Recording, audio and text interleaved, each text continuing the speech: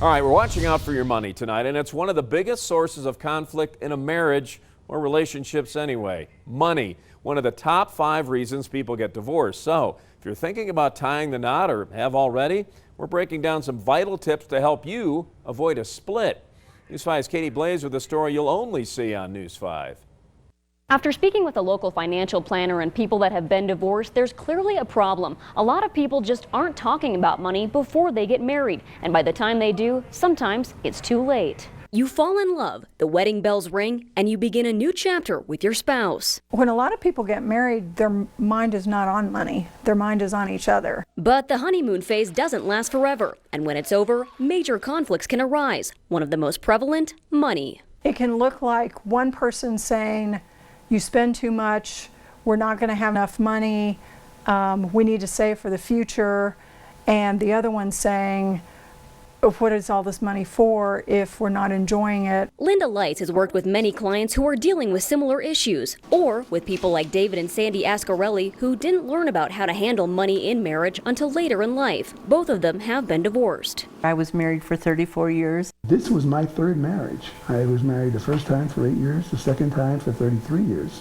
The two have been married for 5 years now and first met at a workshop on divorce recovery. We never learned a lot of these lessons. We never learned about how do couples make decisions about money. I was a constant worrier in my former marriage. My husband was a gypsy and loved to travel. I was a spender. I said, 2 doctors, no kids, we can do whatever we want. Years later, they've both learned a lot about making financial decisions in a marriage. My philosophy is, we're married, everything's ours, and if we're making major decisions, no one person is king or queen.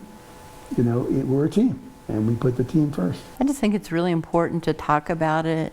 Issues can come up. Money can be a very emotional subject for people, so it's not anything to avoid. So much pain could be avoided if people thought about the kind of problems they run into. And that's exactly what Lights wants couples to do. Let's talk through what each of you think about everything from the daily budget to when do you want to retire, to how is money spent in the meantime, to what kind of lifestyle do you want? And how you approach this conversation is just as key. It looks like this is important to you, or this concerns you, this concerns me, this other issue concerns me. Can we talk about that?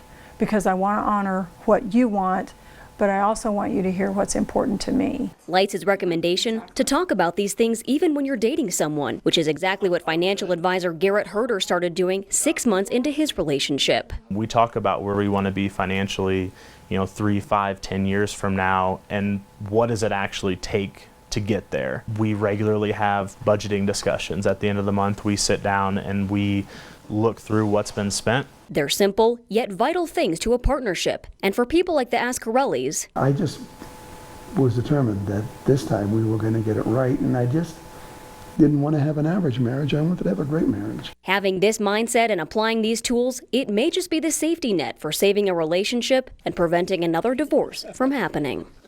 Now, Light says another big way to avoid financial turmoil, steer clear of debt or only have productive debt such as a mortgage, car, or student loans. Also, simply spend less than you make. And of course, if you need help, seek out a financial advisor. Always watching out for you, Southern Colorado. Katie Blaze, News 5.